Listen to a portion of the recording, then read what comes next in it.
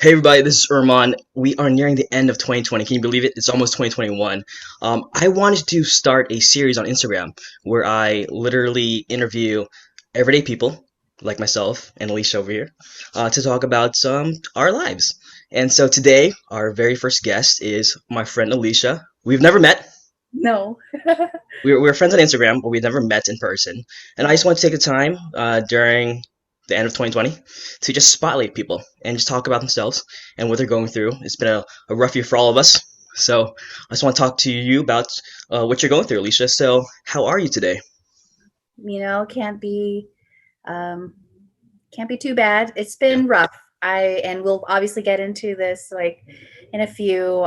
It's a long kind of a long story, but yeah, we just got through Christmas, obviously. It was a great Christmas, Okay. and the kids had enjoyed opening gifts and everything. So now we're just trying to finish off the year with these last few days. Got to end it on a high note, right? So tell me about your background, about your family, your husband, your kids. Give me the basics about Alicia.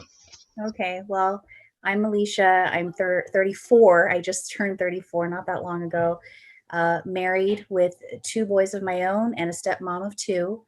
And I was born in South Korea. My father was a military man, and I'm Korean Guamanian. So, Good mix. yeah, yeah, definitely. Love the food, put it that way. Because of that, I love food, and maybe that's part of my problem. I don't know, but uh, we ended up here in California, like when I was right around high school, and I've been here since. Right now I'm in San Diego, and I love it. This is where I started my family, and I guess this is probably where we're going to end it. I don't know. We're not sure yet. I mean, we'll see. And what's your husband's name? My husband's Adriel, Adriel. and Cool name. yeah, yeah, he's in the Navy. He's a corpsman in the Navy, active duty, but we've been blessed to be here already for like a few years, and he's been here longer before he met me. So, for right now, we'll be here, for the next few years, but we'll Yeah. see where it goes afterwards. I think I hear your kids in the background. Yes, those are my kids in the background. My parents and my sister's still here, visiting from the holidays, and so, well, my mom's actually been staying with me, and we'll get into that more. Of Like, course. yeah. Yeah. Um, Go And ahead. now, something that I didn't realize until after I followed you. So we're friends on Instagram for a while. I just added you, not even really looking through your page. Looking at your page, I realized that you are actually a stage four lung cancer fighter. So, are you okay with talking about that? Yes. Okay. So, aside from all the chaos that's been going on in 2020, April 20th of 2020 was when I was officially diagnosed with stage four lung cancer, something that I never expected. And, since then, it has been 8 months of just nonstop challenges. Um, for me, I've had nothing but progression. I've been on medication, I've been through chemo, I've been through radiation therapy. And even till this day, I actually have some procedures scheduled this week, just to tackle some of the things that um, I've developed. And excuse me, one of those things is this cough. So it's been hard. Um, I try not, especially during the holiday season, it was very bittersweet. My work was very kind to It's adopt good our to hear. family for the holiday season, and they sent us a whole bunch of gifts. I mean, our tree was overflowing with presents. But at the same time, I just looked at it and just said, I pray it wasn't my so-called last supper. And it's one of those things that, like, in the back of your mind, as human beings, we are susceptible to death at any point in time. But when you're given like a diagnosis such as stage four lung cancer, and they give you a prognosis of 2 to 3 years or 8 to 10 years, when you really look at that, is that really enough for you as a, as a human being, would you say that 8 to 10 years is enough? And for me, I have two little ones. My two sons are, um, excuse me, are about to be 3 and 2, and 8 to 10 years for me is just not enough. And so it's been, it has been a struggle every day, being blessed to wake up every day, but then thinking, how much longer do I have? Now, And oh, sorry, go go ahead. ahead. I would say, No, no. in addition to having cancer, of course, we're going through a pandemic this year. So, how has 2020 affected you on a professional and on a personal level? Well, as stage 4 cancer, at least because of my treatments, I've been at home away from work. And, fortunately for me, I've been able to have um, some income come in through my, disability, which, has kept us stable. Uh, but I will say one of the biggest challenges was the just the rules, as far as isolating people away from, the sick, which I completely understand. But when I had to go through my first chemo, my first radiation therapy, I had to go through it alone. My husband had to find out my diagnosis via FaceTime. I was at the hospital, admitted, and we had to FaceTime him to let him know that I had stage 4 cancer. And then he told my family, like my family didn't even hear it from my own mouth. So, there's I it's hard for me to say that I really enjoyed this year. Um, I will say one thing is that because we were kind of forced to slow down, it did allow me to just kind of gather myself, realize what are the things that mean the most at this point in my life, which really is just a handful of things. And I didn't feel so out of touch with the world because the world was kind of stuck at home with me, if you can understand that. Um, but it was hard. It was frustrating. Just when you want that hand to hold during treatment, you want someone to be there to be able to just kind of say, it's going to be okay. We're going to get through it. And you just have to keep telling that to yourself.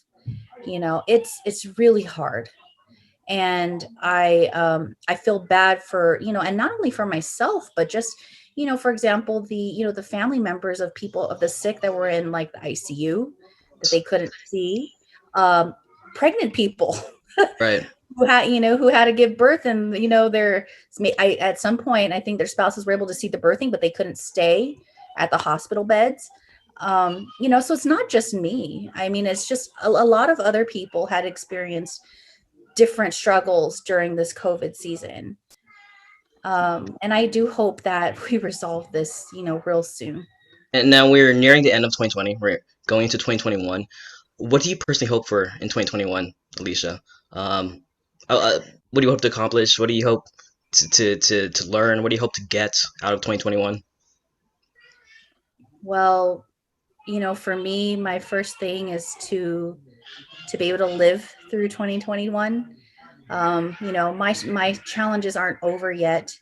I still have more tests to do just to determine, if the medication that I'm taking is working and it's, keeping everything at bay.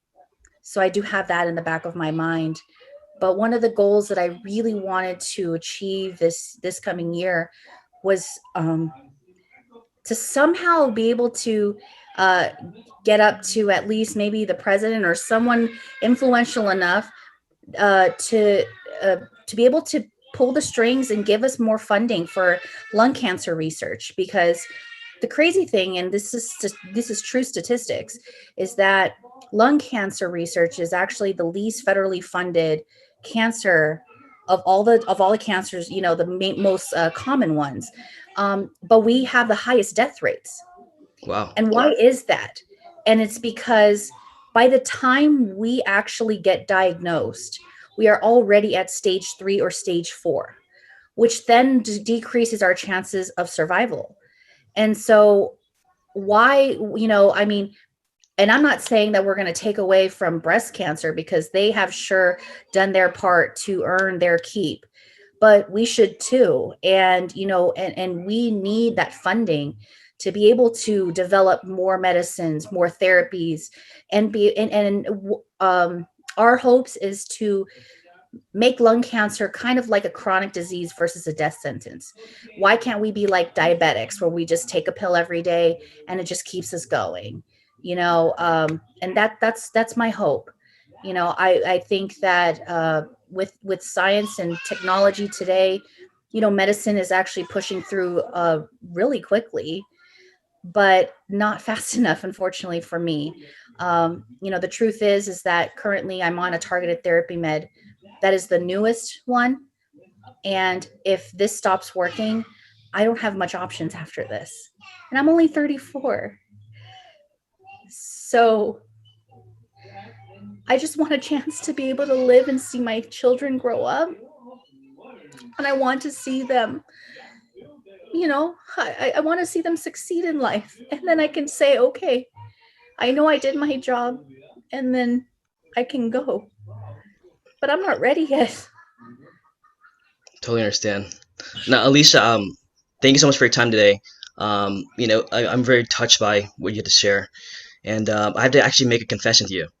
So when I reached out to you, I told you that I just want to do just a general Instagram show where I interview regular people, talk about their lives. Yeah. In actuality, this is the first episode of a show that I'm doing called 32 by 32, and I'm Uh-huh. turning 32 next year, a whole year from now, next November, and Okay. I want to impact 32 lives by the time I hit 32. Okay. I would love to offer you. I'm not rich by any means, but my platform would like to offer your family $1,000 to help out with any expenses. Um, Are you serious? yes, it's not much, I know, but um, You don't understand. Like, we're actually moving next month, and we were talking about, like, because we live in an apartment and we needed more space. So we're going to a house and we need furniture.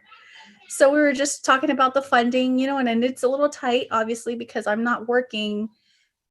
Any penny can help. of course. On top of that, on top of that, next year, whenever the world is back to normal, we'd like to offer you and your husband flights to wherever you want to go, a dream vacation. We want to offer your husband and yourself flights to a dream vacation. Are you kidding?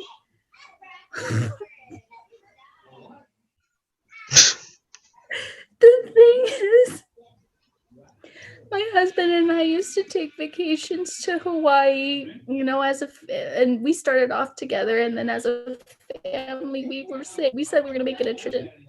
And then I got sick, and, with COVID, we couldn't do anything. And I will tell you, getting cancer, you think of all the places you want to see before you go. Thank you, guys. So I guess Hawaii it is, I don't know. Just, wherever it is, yeah. wherever it is. It's just I just want to see where I just wanted to see the world. I mean, in general, it. I don't even know what to say. I I was just, just, I was just going to do an interview about lung cancer. well, I appreciate your time today, Alicia. We're friends now. First time meeting you face to face. Hopefully we stay in touch, and I'll see you in 5 years, 10 years, 20 years. Thank you so much for your time today. Thank you. Would you Take like to care. say anything last minute? Any last minute things you want to say to our audience? Yes. I want you guys to hug and love and cherish every moment that you have with your loved ones, because you never know what can come about.